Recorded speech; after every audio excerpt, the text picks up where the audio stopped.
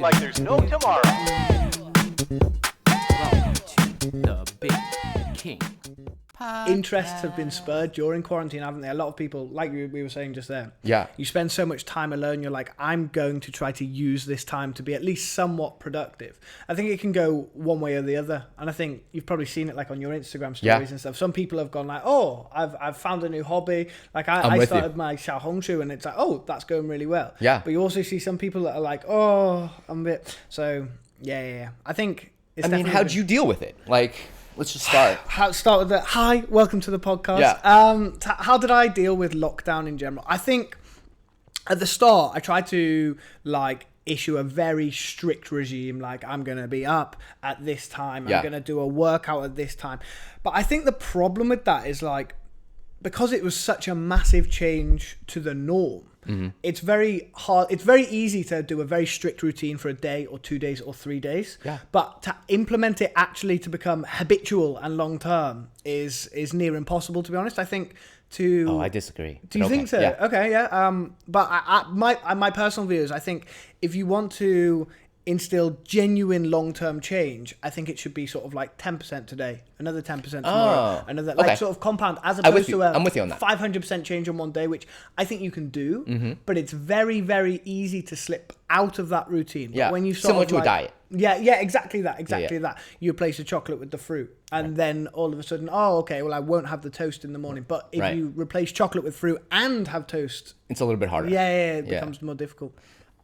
I think, and because I've always had kind of a regimen, because I grew up on a swim team. Okay, and so cool. because the swim team was like, you have to be in the pool at 6 o'clock. What's your best stroke? Butterfly. Oh, really? See, I was the Sefton under 14 breaststroke champion. Place in England. You have long legs. I can see it. Yeah. Dude, so I can't do a butterfly to save my life though, so don't challenge me to a race, please. But you're in the pool at 6. You get out of the pool at 8, and then go right to school. After school, you have second practice. Yeah. And so I was always kind of used to having a really disciplined regimen.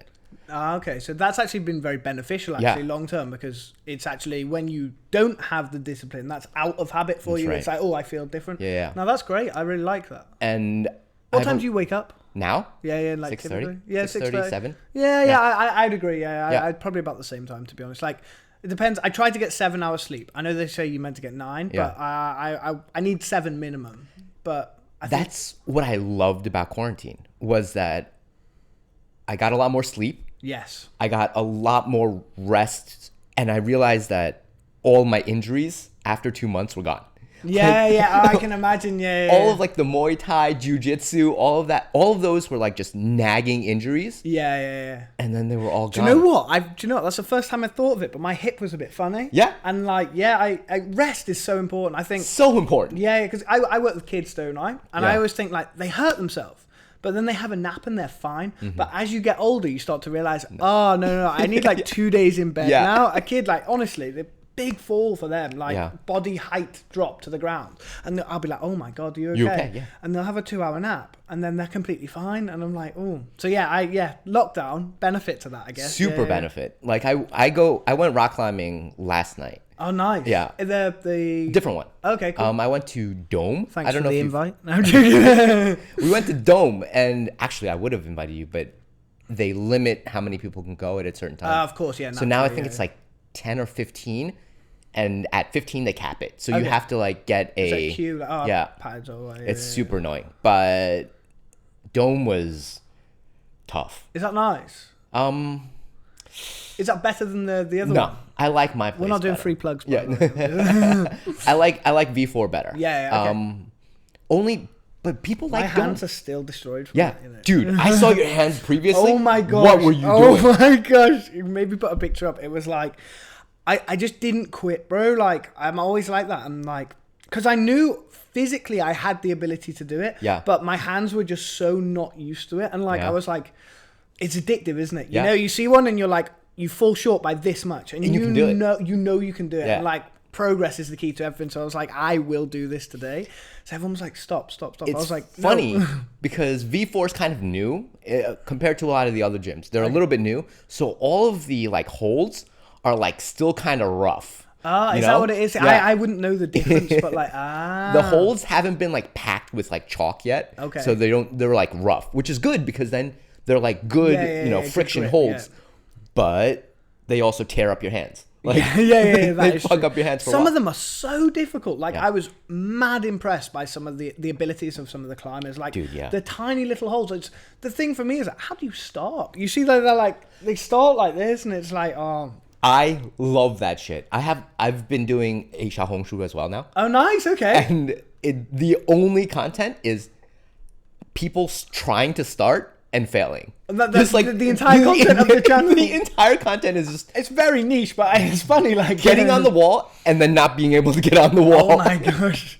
And it's just people kind of doing the dance. It's like, and then falling, and then it's like, and it's hilarious. I love it.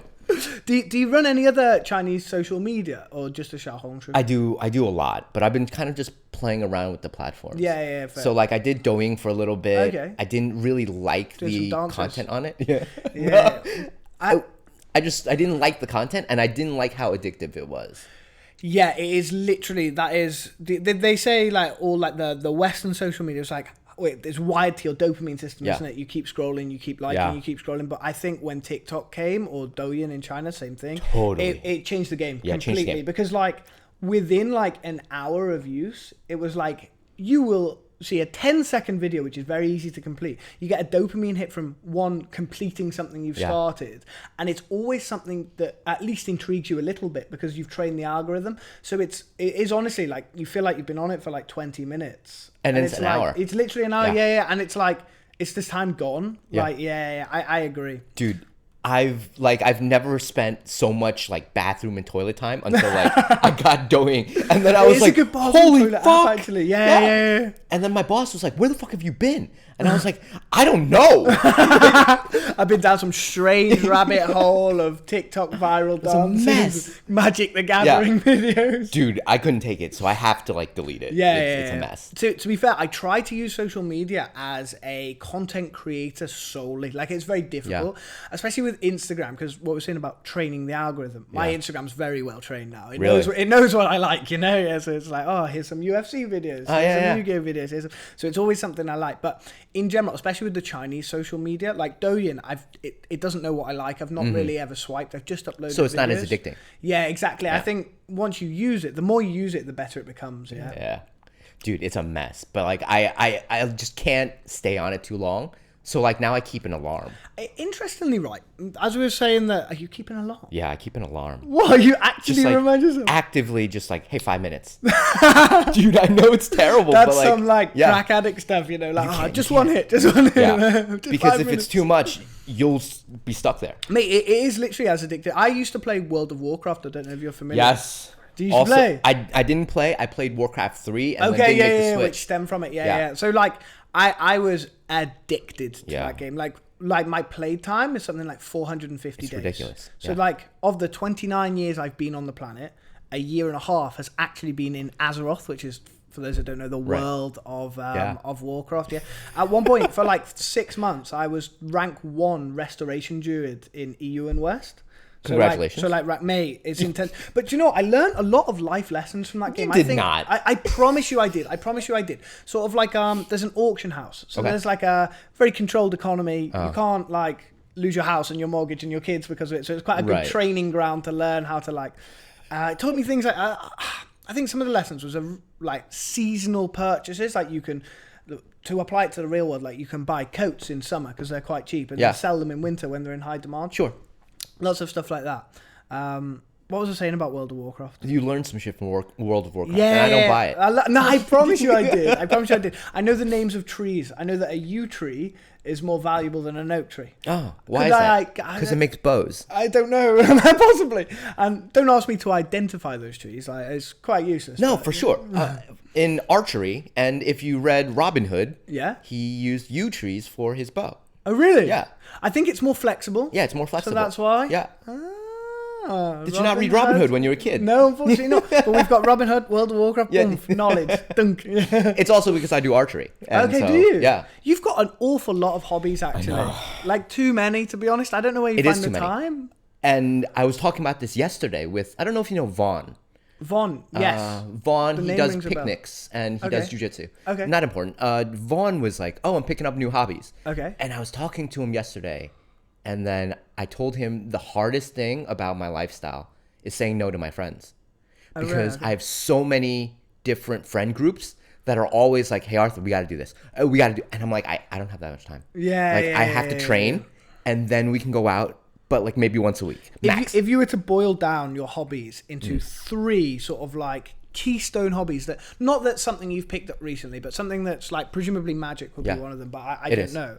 Like 3 habits that have been like, I want to say like sort of monumental to your life and to your progress as a human. What would you attribute those? It's swimming, magic, and maybe this podcast. Okay, yeah. Like, I thought podcast. about it. This podcast has like changed my life. Nice, that's really good to hear. It's changed my life because I get to talk to my friends. Yeah. Like, I got here and I realized at like year 6, I didn't have close friends. Oh, right. Like, okay. a lot of my friends were, hey, how you doing? Gee, yeah, Yeah, what sort you of do? like close acquaintances, yeah, but just not yeah. acquaintances. And like at work, mate. you're, yeah. I'm your friend. You know? Thank you. And like, all of the conversations were too superficial. Okay. So you didn't actually know who, like, anything about your friends. To be honest, I don't want to go on this because I am a positive person. I try Yeah. to look at positive outlet, but I think a critique of modern day society, I think a lot of people have, is that like, oh, everything's very superficial and Yeah. very surface level now. Because like back in the day, you probably wouldn't leave your small village of a few hundred people, Bingo. so you'd have 8 friends that were about your age, and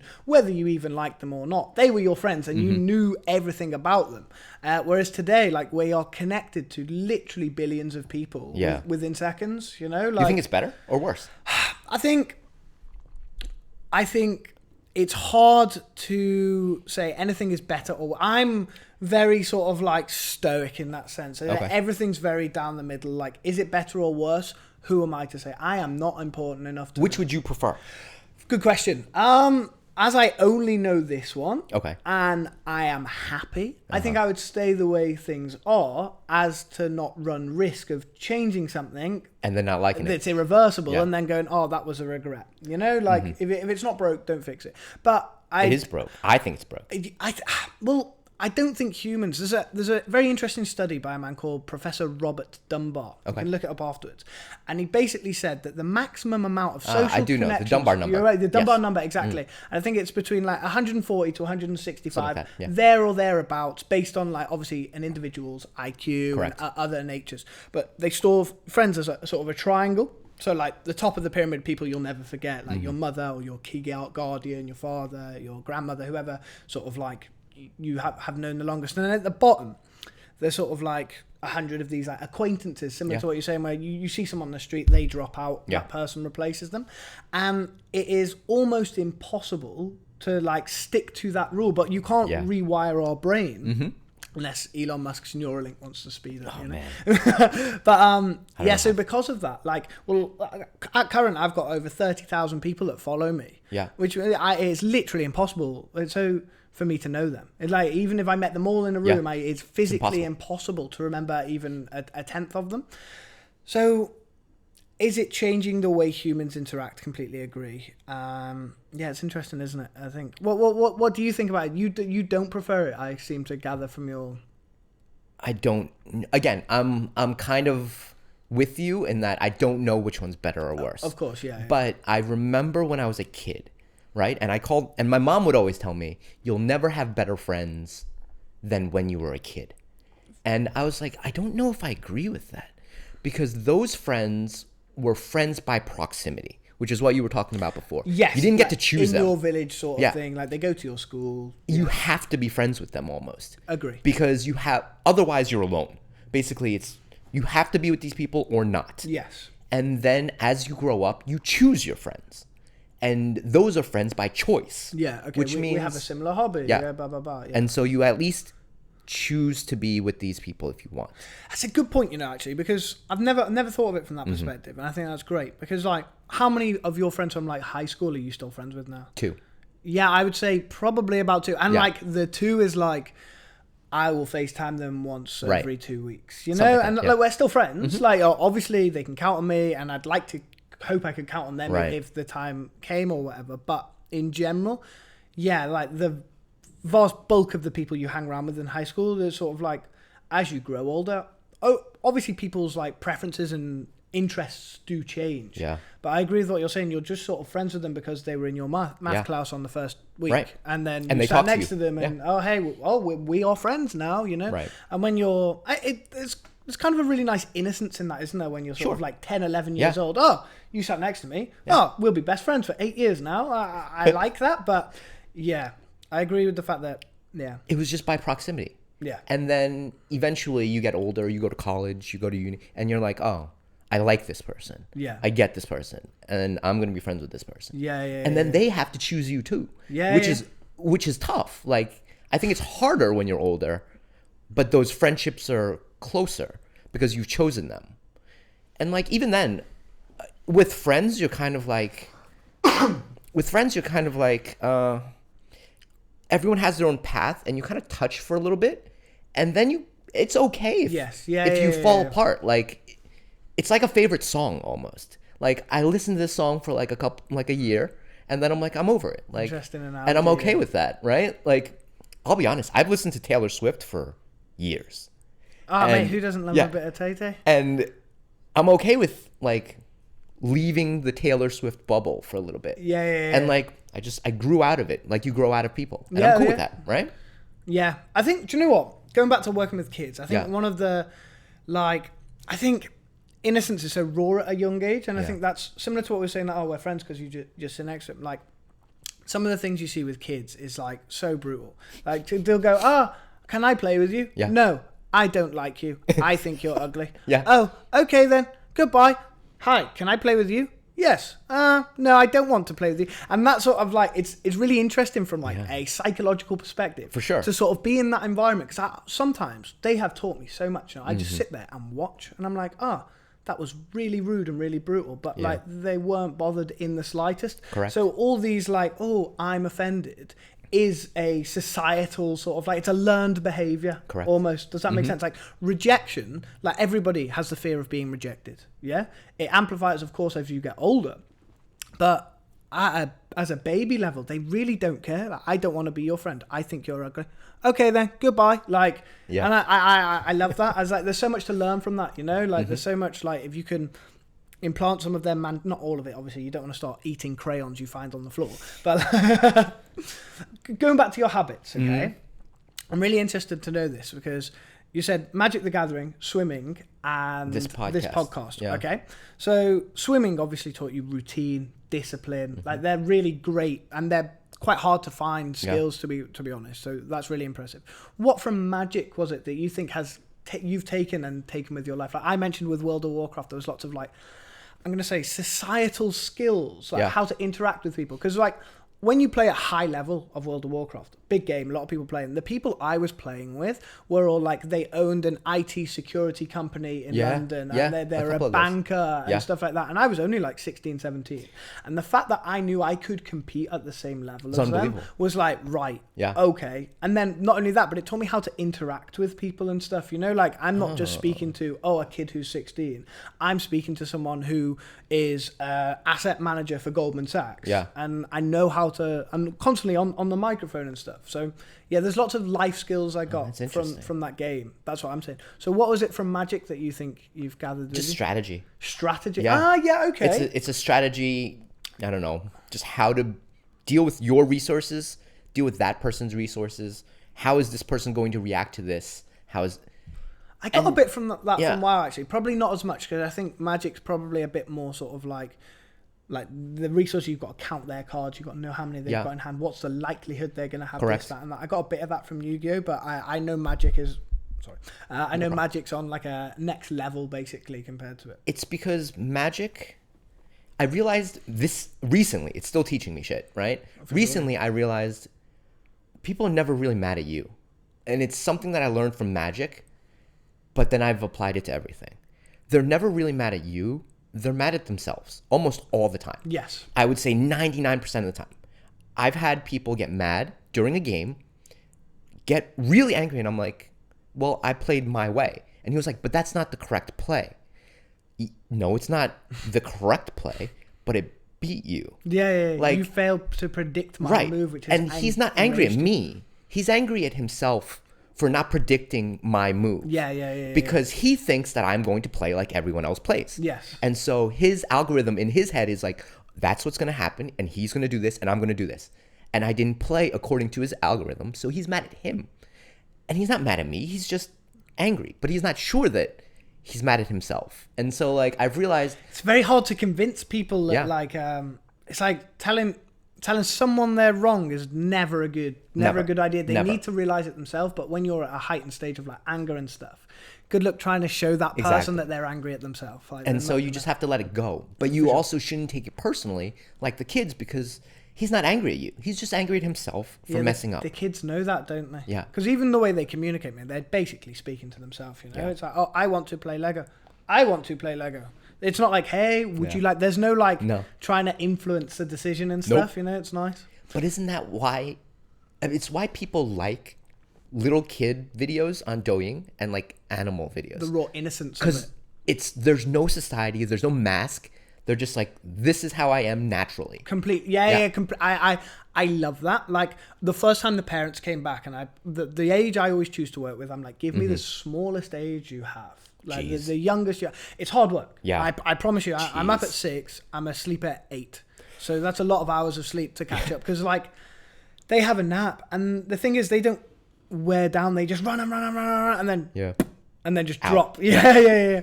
So, and then when the parents came back, I was like, right, okay, so I've been with your children for a term now. It's been 3 months. I know a lot about them, which means I know so much about all of you, because I know what they're like without the pretense, without the pretending, without the mask. I know exactly how you want to react, whether the words you use to justify your decision. That's all just culture, man. I know what decision you're going to make because I know what your kids do. And I love that. I love that. It's amazing to try to get little tidbits of information from somewhere that they don't expect. Yes. Right? Yeah.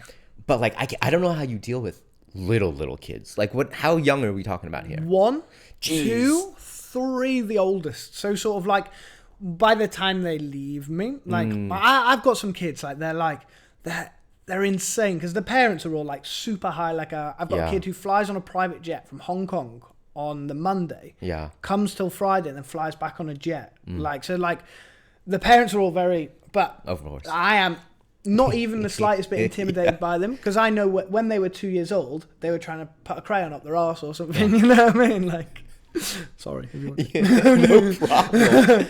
I get it. I don't know how you deal with kids that young, because at some point, patience. You need the adult interaction, don't you? Yes, it's patience. Okay. I think, honestly, a lot of it does come from experience. So, like, you need to know, there needs to be a clear line. And then a lot of people struggle with this, like, oh, if they break the rule, oh, no. Every time, this just turned into parenting advice, actually, now. But, like, it's like every time that line is even slightly broken, they know the punishment already and they take it. It's only something small. I draw little smiley faces or something next to the name, and I'll go, okay, sit down. 3, 2, not 3, 2, like waiting for them to sit down. I'll go 3, 2, 1. Oh, bye-bye. And if they're just about to sit down, their ass is not on the seat at 1, goodbye, no matter what. And everyone's like, oh, you're so cruel. No. Because then 2 weeks later, you go, everyone sit down, 3, boom. And they sat down and everyone's like, oh my God, you're a miracle worker. No, I just had patience and I stuck to the rules that I followed. Children are absolutely masterful, like much better than any adult at recognizing patterns. That's all they do. So like if a kid cries because he's not getting ice cream, that's because last time he cried he got an ice cream, mummy. Don't give him an ice cream this time he cries. Like, I would fight back on that exact point. I think they're masters at recognizing patterns because there are only so many patterns that they are interacting with. I think everything's massively simplified in their brains. Correct. Yeah. As we get older, there's just so much more information. Correct. Yeah. And we can't recognize that many. For sure. We're still digesting. Well, knowledge unlocks the world, doesn't it? You know, like 2 people can sit in the room and, like, for example, you've got all this art and stuff. I'm sure you're far more aware of what it is than what I am, and I'm sure you can read most of this and stuff. So your map of this room in particular, especially the Magic the Gathering, to me, my brain says, box of cards, Yeah. box of cards, box of cards. But your brain says season 2 expansion pack. It Correct. has this good card instead. What year? Yeah. So like you know exactly everything in the room. So knowledge unlocks the world for people. Like we are in the same room now. Yeah. This room has so much more information that your brain can process that I can't. Correct. My world is much simpler than yours, especially in this particular room. Correct. Because of knowledge acquired, you know. Now, if we're playing World of Warcraft, I'm lost. yeah, you're just, oh, this is a video game. I'm Right. like, no, this came in at this year, and this item needs to. Oh, if you go over there, Yeah. so like, yeah, but that knowledge also taints to an extent, you know. So like, it's Do you interesting. really feel like you got through the 400 plus hours? Do you feel like you got more? No, not hours, days. 400 Days. more days. Do you feel like you got more than you gave? I got carpal tunnel. So that finger can't straighten out Why? anymore. Because it's always on the shift key Yeah. to talk. Oh, I get it. So for over a year. Did I get more than I gave? No. No, I don't. Absolutely think so. not. But did I enjoy the time? You know, like, That's part of getting. I think if I didn't play it as long, I wouldn't have got to the top. Right. And if I never got to the top, I would never had the sense of fulfillment that I have inside myself, knowing that if I try hard enough, I can do no anything. matter who else is playing the game, Yeah. I can win. Like, no matter what. Because, like I said, I was competing against literally Goldman Sachs bankers and people who had cybersecurity companies and, like, global companies and stuff. And I was competing and beating them by the end as a kid. Yeah. So, like, I know that given enough time and enough effort, it also... I went on a lot of traveling. Did a lot of traveling in university days just Okay. after I stopped playing Yeah, the yeah. game. And that's because I think a lot of people are scared to get flights and like scared to go to new places. But I always envision like in a video game, Mm-hmm. if you can go to a certain area, you just go. You know, Correct. it's Yeah, not yeah. a problem if you have the finances to sustain life there. Mm-hmm. Well, why would you not go and see what that was like? Correct. So that many times during university, I'd be like, oh, I've seen this like Petra. From Indiana Jones. That's an interesting story, actually. I can share that. But I just got a flight there. Yeah. But I got in a lot of trouble actually at the airport because I don't know, for those who aren't familiar, Petra is considered one of the 7 wonders of the world. It's like I don't want to say the word Mesopotamia Yeah. because I could be wrong, but it's like an ancient I really should know this, but I'm sorry. It's like a really ancient city. Which carved into movie is it stone. from? Indiana Jones, the final one. The final one. No, like the final one of the original, because like the new one's like So Lost Ark. Raiders of the Lost Ark. Raiders of the You Lost know Ark. when where the Lost Ark is buried, Yeah. and they go into that. That's Petra. That is the lost city Okay. of Petra, right? I didn't know that. Okay. It's interesting. It's a city carved out of the stone. It's sort of like Syria, Jordan. Okay. Like that. Yeah. Which, with a British passport, isn't necessarily like without a tour group and stuff. It's not the best place. It's not. Oh, I got you. So basically, what I did, I looked on Google Maps as it was a video game. Like, oh, well, let's just see where in World of Warcraft you have these things called flight paths. Yeah. So you just click it and that's where you go. So I was like, right, that's where the map is. Zoomed out, looked at the closest airport. This one. I didn't know this at the time, so I bought. How and old it were was you? 19 years I got you. old, something Then like that. Yeah. I'm with you. Young, very young adult, young adult, like but adult, you know. Yeah. Kind of. Yeah. At least I thought I was at the time. Yeah. How naive. Yeah. So, yeah, I just bought the flight through this dodgy website. Turned up, ended up being on a cargo plane Oh, nice. to a military airport. So it's one of those planes that you sit on the side Yeah. with a thing. And then that's when I was like, oh, these are some real adults on this Yeah. plane. There's people carrying guns. There's Yeah. like I don't know if I chickens in belong here. cages. Yeah. And I was there with a hat that resembled Indiana Jones's because I thought it was cool. I was... took that off, hid it, you know, like, don't judge me. So I landed in this military airport, and as soon as you get off, they sort of like looked me up and down, and were like, What are you doing here? "What the Yeah. fuck are you doing here, mate? Why are you on this Can plane?" I swear? Am I it's all right to Yeah. swear? So they walked up to me, and this woman was like, "Why are you here?" Yeah. It's big. It was in Israel, the airport. Okay. This has since been exploded, by the way. It got hit by like the Taliban or something. So Rough. like, just yeah. It was. I knew as soon as I landed, I was like, as soon as I got on the plane, and then when I landed, I was like, this isn't like a normal thing. It was like barbed wire and Yeah. attack choppers. You know, like when you get into the military base in GTA. That's where I was. Oh, jeez. So anyway, so this woman, big army uniform, comes up to me and goes, "What are you doing here?" And I was like, "Oh, I want to go to Petra." Yeah. She was like, "Petra is in Jordan. You are in Israel." And I was like, I know, but this is like the closest airport on Google Maps, so I thought it'd be okay. She was like, why are you here alone? And I thought, I'm going to try and crack a joke. I feel like when you show people love, like they sort of low down. This woman was not in the mood for receiving love. So I went, oh, because I've got no friends, haha. And she went, come with me. And I was like, shit. So she took me inside, stripped me bollock naked. Now, I know they're trained to do this because I took off my knickers. This woman was still in the room staring. Yeah. And as soon as I took off my underwear, she went, and I'd never felt so insecure in my entire life. It's like they must be trained to do that, you know what I mean? So she looked at my penis and went, and I was like, oh my God, I went bright red. This little 18, 19-year-old kid, you know, thinking you're an adult. I was like, oh, what have I bitten off here? Had to squat, cough. Of course. I had to prove I was a student. And then they after a while, they did obviously believe me, but they were like, I had stamps from other trips on my passport, like from like Morocco and places like that. And they were like, have you been radicalized? Right. And I kept saying things like, if I had been radicalized, would I tell you I'd been radicalized and stuff? Because I was You like, didn't say that though. Yeah. Oh, but that's why I just thought I'm king of the world, mate. Do you know what I mean? Just a typical arrogant Brit on holiday. Terrible idea. So then eventually they did get round to believe me. You're just like, this kid is so dumb. Yeah. Like, you can't just get a flight to a military airport at a country at war and not expect this. I was like, yeah, I'm really sorry. Like, I just wanted to go to Petra. She was like, how are you getting there? And I was like, taxi. She was like, dude, we are in the middle of the desert. Like, you can't get there. Yeah, she was like, well, is there a bus? And she was like, what if there's not? And I was like, I don't know, I'll just have to walk. And she was like, it's literally 50 kilometers to the nearest city. And I was like, oh, can I start walking then? Like, because at this time they'd sort of realized I just was a kid. So they were sort of like, what an idiot. Like, the attitude had gone from, this is very serious, to, oh, what is he like, this crazy kid? And it turns out there was a bus. Oh, nice. And then they were like, yeah, it was all right. It was all right. And then, but I needed to prove I had a residence. It's like quite common, isn't it? You like a visa on arrival. And then I didn't, because I didn't have Wi-Fi. This airport didn't have Wi-Fi. Oh, eventually I got to Petra in the end. But like, that's awesome.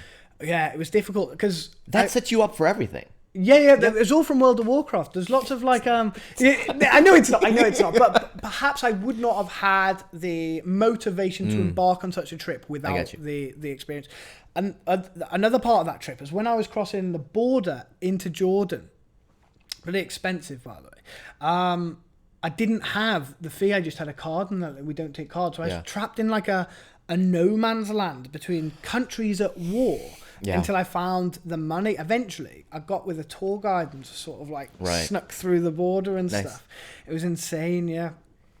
So that was fun. That was from World of Warcraft. Awesome, though, because I've had friends that have been here forever, and especially girls that have grown up here in Shanghai. Yeah. And they think they're the shit because they've been here their whole life.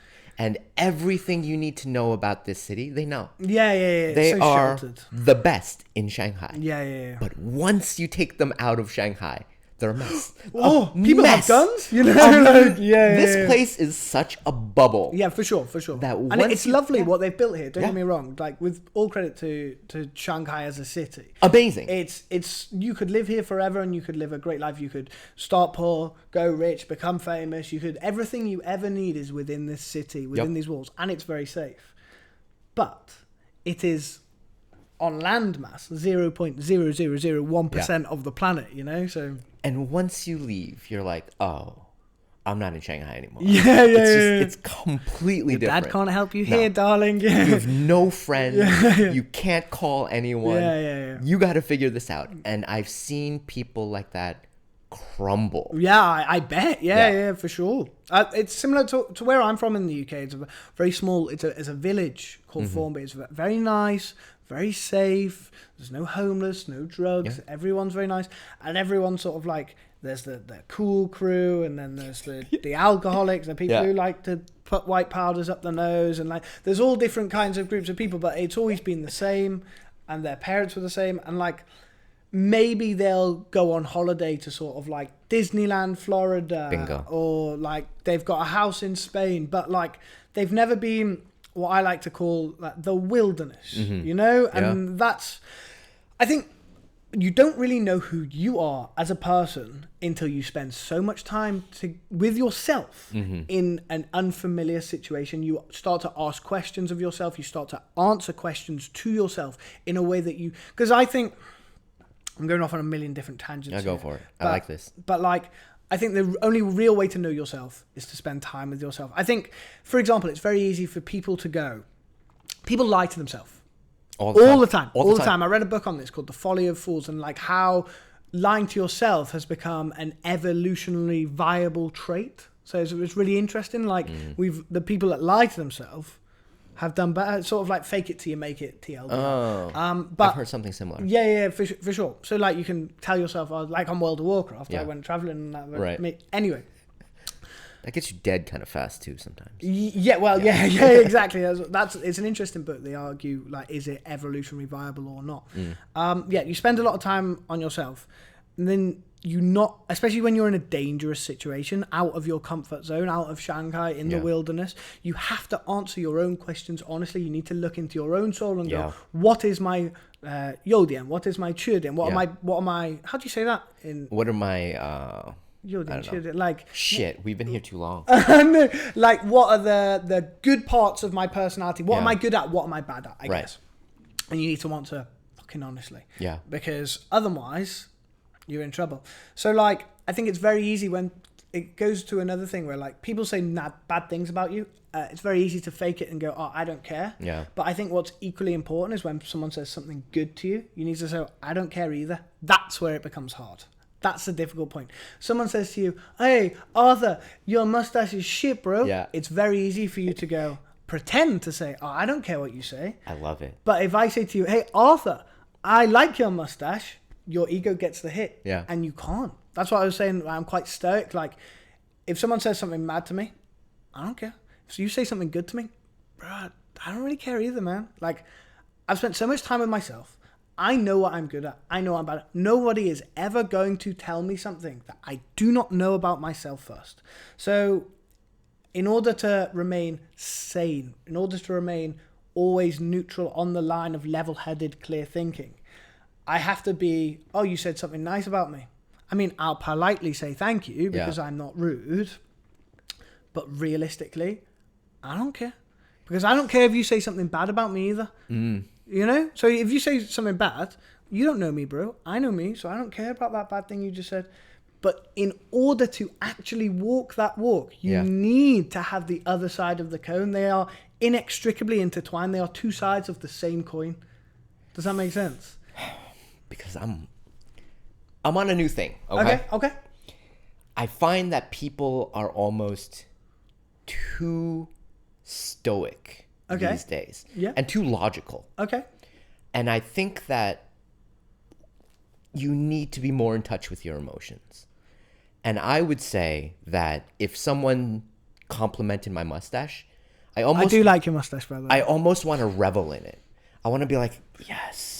That dopamine hit was amazing. Oh my God, I'm going to brush it twice tonight. Yeah. And that's what makes me happy. Okay. And like when I'm sad, I want to feel that sadness.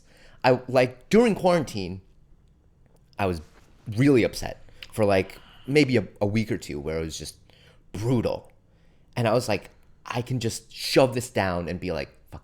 Or you just be like, all right, if you're going to cry, just cry. Like roll with it, you know, and don't smother it because your body is making you feel this for a reason. Do you know what? I think that's really interesting because it's sort of the opposite of what It's I've said. exactly the opposite. Yeah, I'm saying when you feel happy, don't feel happy. Right. When you feel sad, then you can't feel sad. You're always sort of in the middle. But you're saying, when I feel happy, I'm going to be really happy. Yeah. And when I feel sad, I'm going to be really sad because that's and just what my allow body it is telling me. Yeah, and okay. roll with it. Because When's the last time you cried? Podcast question. During quarantine. Do you know, I cry quite a lot, you know. I know I was saying don't feel happy, don't feel sad. I cry all the time with acts of heroism. Oh, yeah? Does that make sense? Yeah. All the time. I very rarely cry if I'm sad. But I often cry, like, for example, I was reading a story of, like, maybe a terrible school shooting or something like that, which awful, and like someone as a teacher ran at the shooter and they lost their life, but I cry at stuff like that. I'm like, oh my God, the bravery you were willing to sacrifice your entire life to protect children, and I'll burst out crying. And I'll storm up and down my room, and I'm imagining myself in the room like, I would do that too. That is, and I'm crying my eyes out. But I love them sort of like emotional drains. Yeah, I think it's good to cry. I definitely think I agree with you there. I don't know if it's a good idea personally for me crying when you're sad, because I feel like I might amplify it. But do you know John Cena? Yeah. You can't see me. I know John Cena. I was watching a video from him ages ago. He speaks a bit of Chinese, actually. Yeah, a bit. Not great, but he speaks it, you know. Tried to learn. Yeah, you can't knock it. And he said every morning, as part of his morning routine, he looks in the mirror and he cries. And make himself cry. And that as a sort of emotional drain, so he's not carrying any baggage with him throughout the day. Because, to be fair, when you cry, often afterwards, you do feel a huge sense of relief. You're sort of like, it is a natural way to release that emotion. Sort of like when you're angry, you can go and hit a bag and do some sparring. And then you feel great. I feel great afterwards. You feel anxious, you feel sad, you feel down. You have a good cry. I feel great afterwards. Yeah. It's kind of like jerking off in the morning, and then you're like, I don't have to think about this anymore. This is a good one. This is a good one. No fap. What is your opinion on the? I am a strong advocate of the no fap movement. You know? So I have you ever tried? Was no fap for almost a year. Okay. Before quarantine. Okay. And then it was a mess. TLDR quarantine. I'm telling you, quarantine fucked me. Yeah. Because I thought I had such discipline. I was like, no, fuck this. I don't like porn. I don't like any of this. Like it fucks I don't with watch your porn. head. Even in the lockdown, I would try not to watch porn because it fucks with your head. It fucks with your head so bad. It's like TikTok. And then it is. It's literally TikTok. And then during quarantine, I just relapsed, and it was just a mess. And like just every day. to this day, right now, I'm trying to like undo all of that bullshit from the last 2 months. Yeah. Because all of the bad habits came back. I lost a ton of discipline. Just all of that was just. I literally did a video on this on my Xiaohong show. It was like day 1 of lockdown. I was like up at 5. Read a book, do some sit-ups, study a new language, do this. You're in bed at 10, asleep after reading a book, and then day N of lockdown, you're just like eating crisps, sleeping at daytime. It was a mess.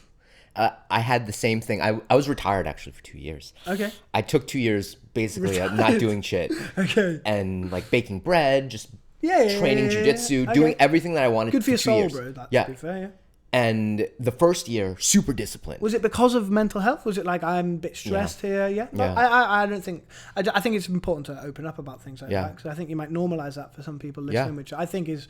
Obviously, I felt really burned out. I couldn't concentrate. Normal, bro. Yeah. Normal. I admire you for being able to admit that. 2 years off. And the first year was, I kept that discipline. And then at the end of the first year, I was like, I can sleep till 9, 10. Voices in your head, bro. They get you every time. And then you fall off the cliff. Yeah. And then I immediately got a job after. I was like, I need a job. Yeah, and then it just structures everything. All of a sudden, I'm back up at 6:30, in the gym by 7. After work, you have these things planned out.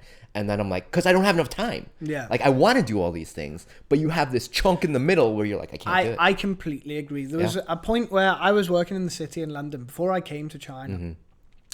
And like, I made a bit of money doing like e-commerce. I invested that in like cryptocurrencies and stuff like years ago. This was like 2017.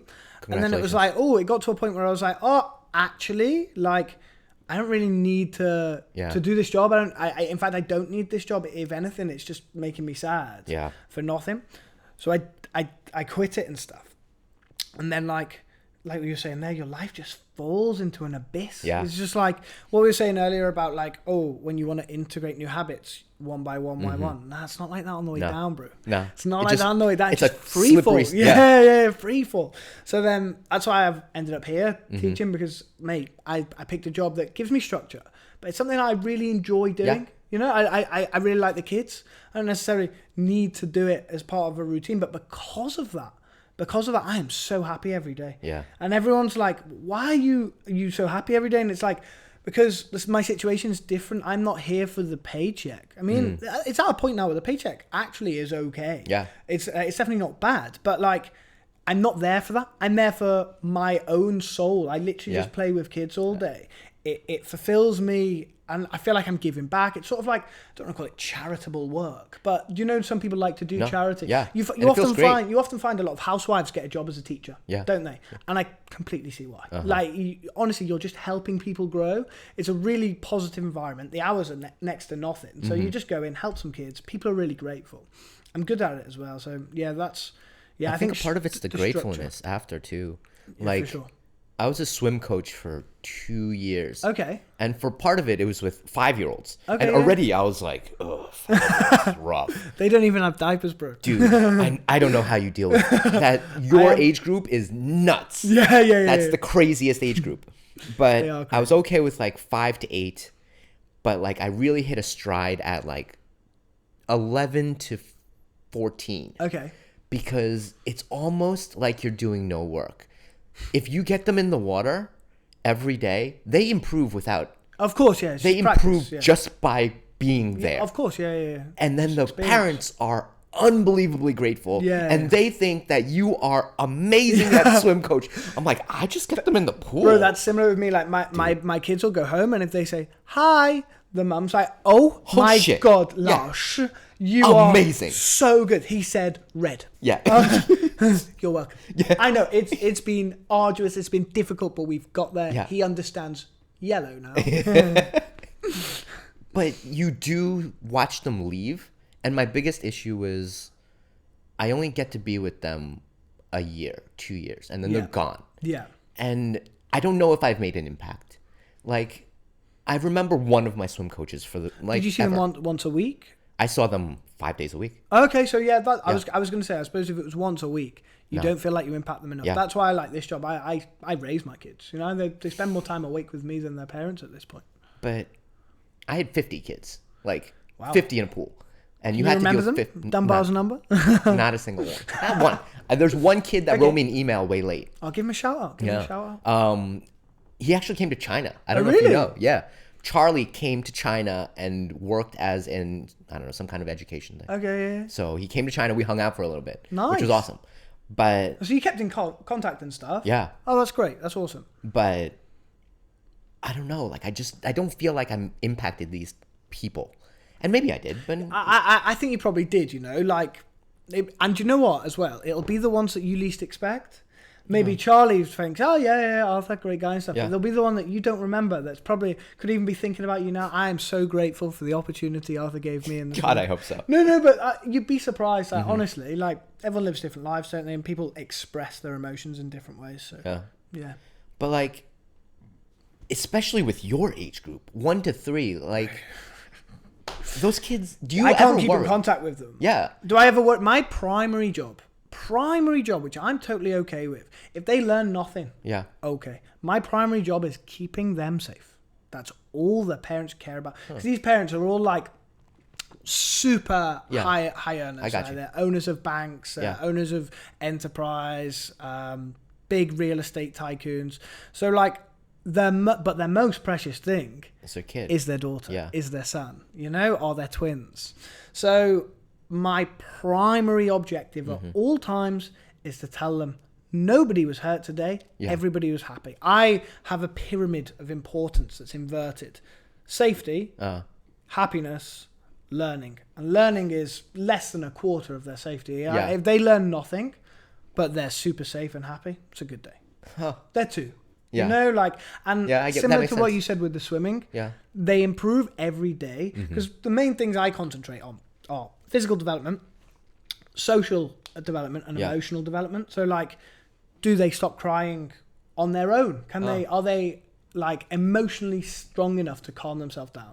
That makes sense. They're the only things that really matter, you know? Yeah. Because they're At that age, that makes sense. You get this routine, so like they're strong-minded, they're capable of socializing, and obviously I think physical is quite underlooked by a lot of like, especially in China, like educational institutes. It's all learning. Super underlooked. Learning. Yeah. Nah, bro, we do PE three times a day. Like Yeah. we are, and it's not easy PE. Like you want to say, they are the Marine Corps Right. of kindergarten. I swear to God, like they can all do forward rolls and that's like impressive. jump over little balance beams. Yeah. I'm there to catch them, you know. But some of them are like obviously people have natural abilities. Like I've got one of the kids.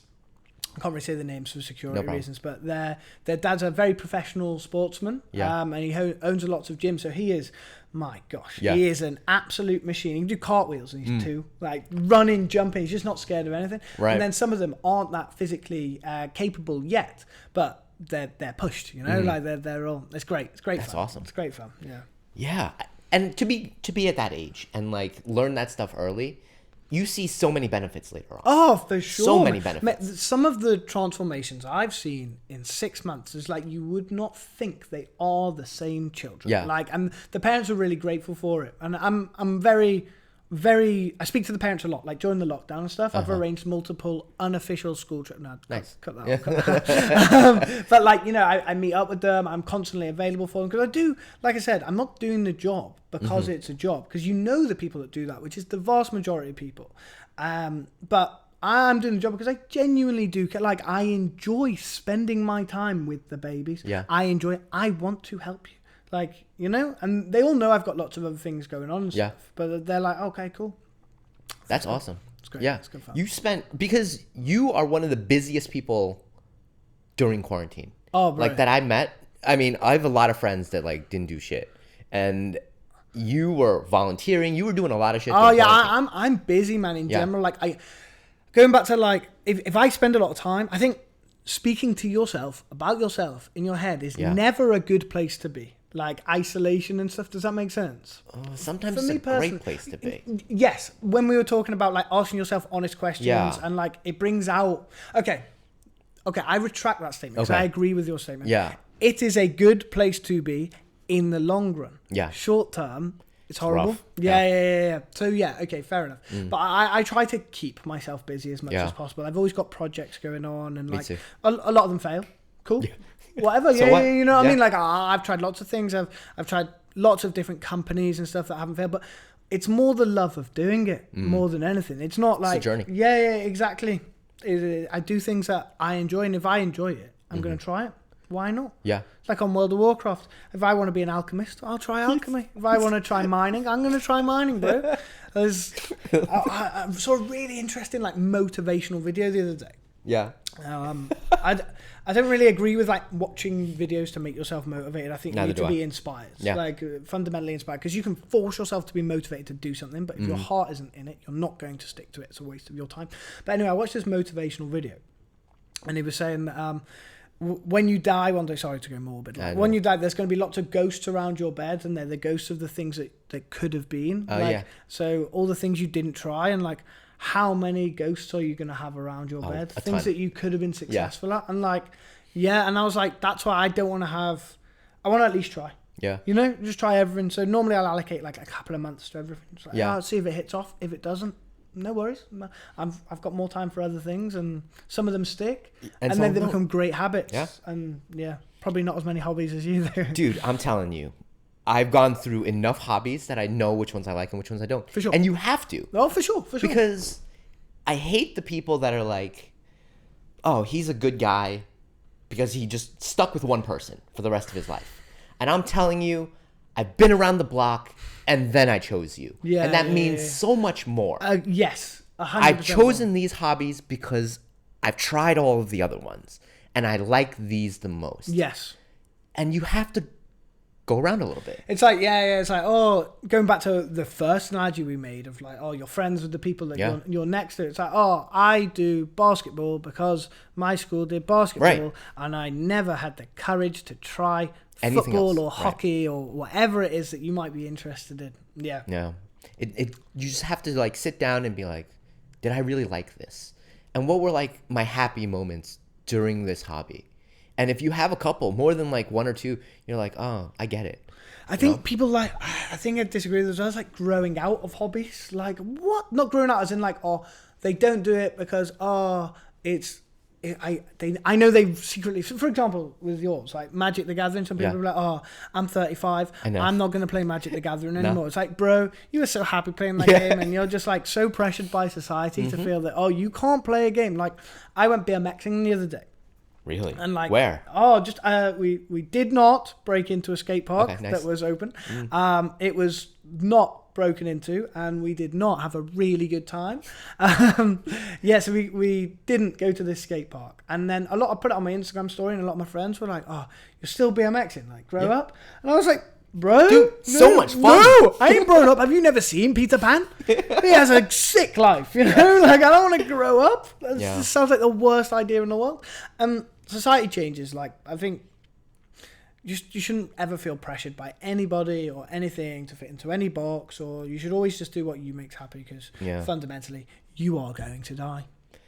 No, that's morbid. But I'm so sorry. I'm with you on that one. I think you want to play Magic the Gathering. Play Magic the Gathering, bro. Right. You know what I mean? But I think that mindset comes from our parents' era. For sure. Like our parents' era, their sole motivation was, my kids want to have a better life. Yes. And now we have that better life. Yes. And we're not allowed to enjoy it. Yeah. Like, I'm looking to enjoy my life now because my parents put in all of that work. Yes. And otherwise, the myth of growing up is to like, grow and build a life for someone else. And that's not wrong. But like, that's not what I'm choosing now. It's another one of societal changes, isn't it? And I think one of the things places you'll see the biggest generational changes is in China, particularly. Like, so you'll find people that like, especially people that aren't really from Shanghai or Hong Kong. Yeah. Sort of like their parents' life. So in Xi'an, for example, Jinhua, small city, their parents and their grandparents' life is so different to their life. It's unbelievable. So like, the parents are obviously going to put the pressures that motivate them. I need to make sure I am married at 27 minimum. I need to make sure I have a house at 30 paid off, like that, and they're going to push that onto their children, which is again completely understandable. But the lives are so different now, aren't they? They're so different. Like, we can enjoy the freedoms we have, and we are fortunate for them, and perhaps these freedoms can be taken away very soon. So why not just enjoy it, man? I've noticed that younger, especially even in me, but younger Chinese kids don't have mentors anymore. It's very hard for them to have a mentor because the older generation's so unrelatable. And I've noticed it in myself too. It's very interesting. Like, the people that I look up to are like 40 and I'm 37. Like, they're only a few years older than me. Yeah. Because if I look at a 60-year-old, some of them don't even know how to reset their Wi-Fi. Yeah. Like, how am I going to get a lot out of you?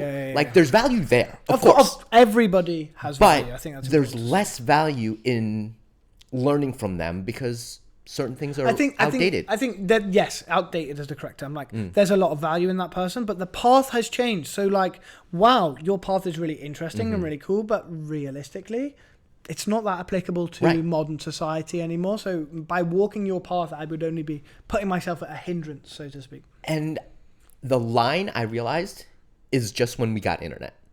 When we got internet, of course, big change. Everything changed. Choice became the most important thing. You have so many more opportunities. So much more. And it's more the discovery of new choices as well. Like, there's a lot of choices you don't choose, but you know they exist. Correct. You know, like basically in my small village in England, maybe 100 years ago, people you can play cricket, you can play football, you can play rugby. Whereas now we've got everything. I don't know, disabled horseback lacrosse. I'm not going to play the game, but I know it exists. Yeah. And again, that's taxing on brain power, you know? So like, how much brain power do we have? Is it in unlimited? Or is it like Dunbar's number? Back to that, where there's only so many pieces of information we can retain.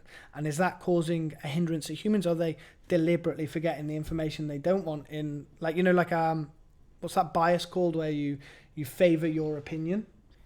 Confirmation bias. Yeah, confirmation bias. So Correct. Is that amplified by the amount of information we now consume? Who knows? I don't know. I ain't a psychologist. Yeah. And I don't think psychology is advanced enough to answer questions like that. But that's what we were talking about, like choice. Because I think when I think our parents, they molded themselves into a choice. For so sure. it wasn't actually a choice. They were like, I have this job. I have to make myself fit this job. Yes. Whereas our generation's the reverse. It's like, I have to find the job that fits me.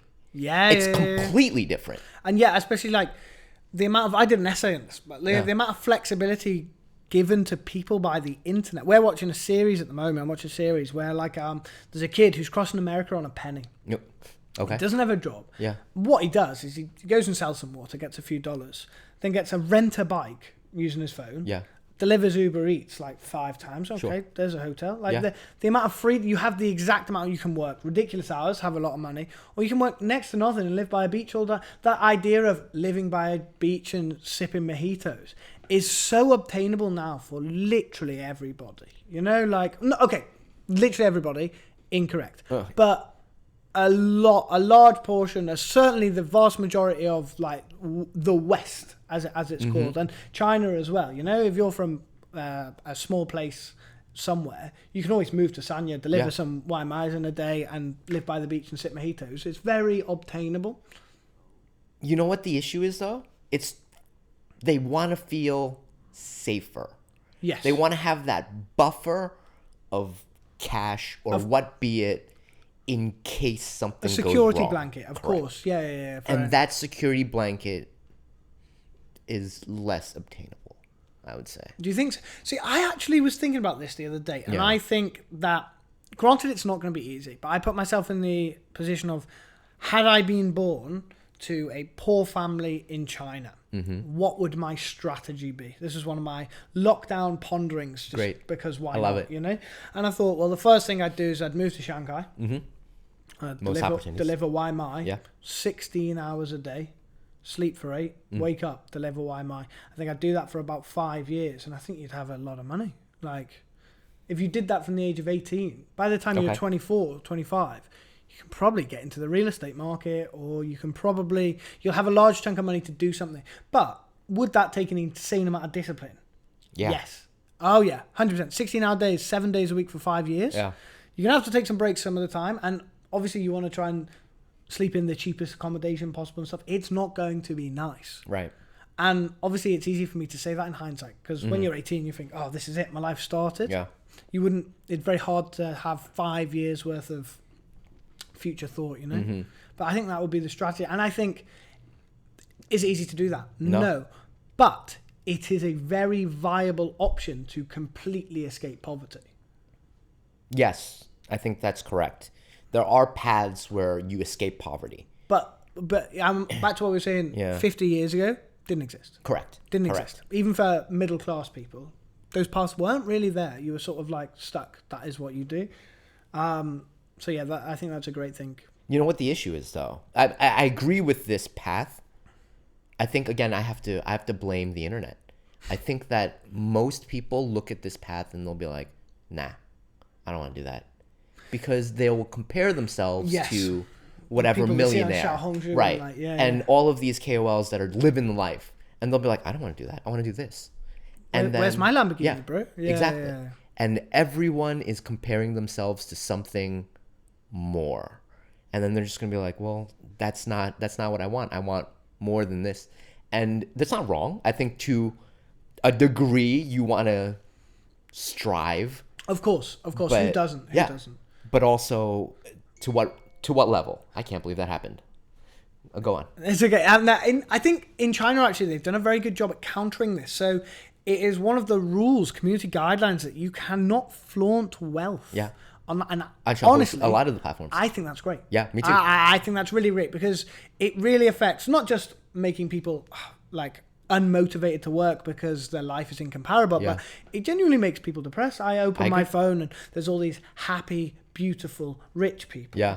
And then there's me, who's just an average guy, you know? And like, in a world of such beauty, fame, and riches, an average guy starts to feel very, very depressed. Yeah. You know, I've just got to afford, and you know what I mean? Yeah. And like, yeah. It's worse when it's fake happiness, fake richness. well, yeah, and that's just- the thing. 99% of yeah. it is no one's happy all the time. No one is happy all the time. It is, For you and me who are happy more than the average person. for sure. Like, it's most people that I've met are not this happy. Yeah, for sure. And People to then "Why just you're watch happy?" them online be like, fake happy, fake rich, and fake beautiful is I try my terrible. very best not to always like. Obviously, most of my videos are quite comedy sketchy. Yeah. But whenever I do like a vlog style video, I'll never be like, "Wow, okay, guys, today." I hate that. Because like I think it's fake. So like when I'm speaking to the camera, I will just go, "Okay, so this is what I'm doing today." Yeah. Obviously, you have to play up to the camera a slight bit, but I'll never be like, "Wow, this is the best day ever. Look at this. Wow, Yeah. wow, we did this." Because I think if anything, it just makes people upset. Yeah. And that's not my your goal goal. is to make people happy. Yeah. You know, like if I've been given a quote unquote gift, which you could say you have as well, of like being more happy than the average person, being more positive, presumably given to us by our parents or upbringing. That's great. That's what I try to give my children in the classroom as well. But should you not use that for good? Yeah. It's so easy for me to go around, but wow, why are you so depressed, man? Oh my God, like just be happy. Yeah. Like that doesn't work. But if you can I try to make people at least a little bit happier. Everyone I encounter, not for selfish reasons. I don't want them to remember me, but sometimes I'll help you with the door. And like these small... They make a big difference. For sure, bro. Because you do not know what is happening in that person's life. Yeah. Everybody is the main character in their own story. Yeah. Yeah? So I try to not be an NPC in anybody's story. Like does that make sense? Yeah. I'm not an NPC. I can't believe we put so many Warcraft. I'm telling you, bro, it changes your life. Yes, I try to not be an NPC in anybody's life and have a good impact. Yeah. And I think, mate, what else can you do? At least I can sleep easy at night. Yeah. Going, I remember that time where, that old lady, she couldn't really carry that bin bag, but I'm perfectly capable of carrying it for her, so I carried it. And often it confuses me why other people don't. It really annoys me. In fact, there's been times on a tube where I've given my seat. Great, no problem. Yeah. As requested by society. Correct. And my own personal, reason, my personal... upbringing. Moral structure. Sure. Yeah. So, but then there's been times that another old person's come on. I'll see a young guy about my age, look up, and just play on the phone. Yeah. I won't have that. Yeah. I will not make a show, because that's not my intention, but I'll walk up to them and go, "Excuse me. There's an old person. Oh, yeah. Sorry. I'll make sure they stand up." And the old woman's always like, and I like the fact it's the foreigner that does it. That sometimes to an extent, because I like to spread good vibes about foreigners.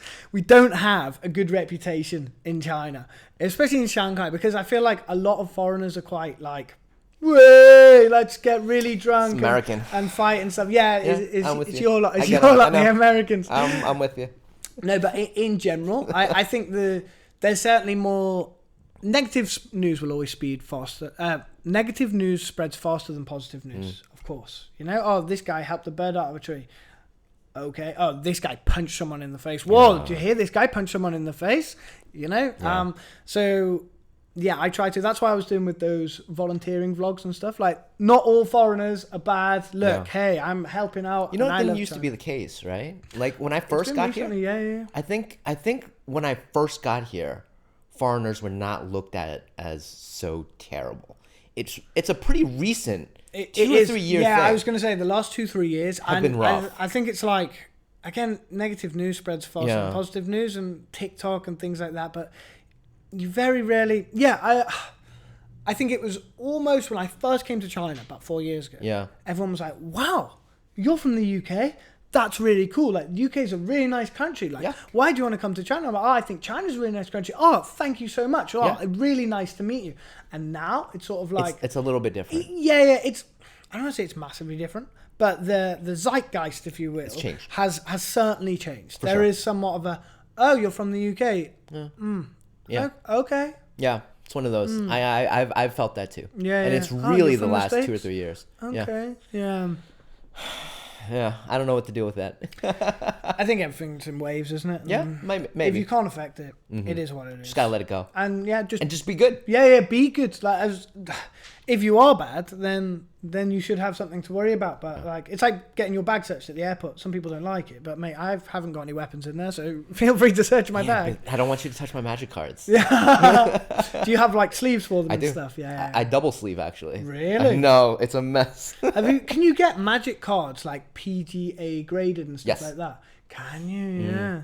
It's nice. Because I know that, especially recently, there's been a huge advent of like Pokemon cards graded Charizard first edition going for like $500,000 and stuff.